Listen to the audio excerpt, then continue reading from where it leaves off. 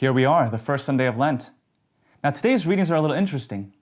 Ordinarily, on Sundays, our first reading and our gospel are related. But today we find a much closer relationship between the first reading and the second reading. And of course, the first reading talks about Noah and the great flood. And St. Peter talks about the same thing in today's second reading. And he says specifically that this prefigured baptism. Now it's interesting, we go to the Easter Vigil, and if you haven't been to Easter Vigil Mass, you got to experience it.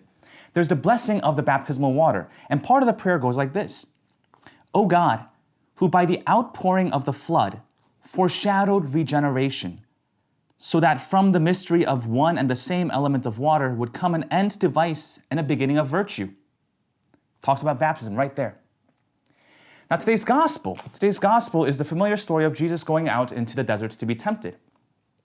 We might think, how does this really tie in, aside from the fact that it's the first Sunday of Lent, and we see an echoing of Christ's temptation in the desert and our own experience during Lent. Well, the thing is this. Jesus goes into the desert immediately after his baptism. So if you think about it, perhaps we can even look at it as saying that the temptation in the desert is a test of Christ's baptismal identity.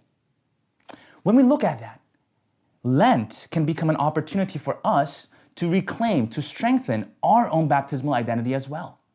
Why do we fast? Why do we pray? Why do we give alms? It's to help us realize that we are truly children of God. And so as we start Lent, may this time be a great opportunity for us to realize who we are as God's children. And that's my game plan for Sunday.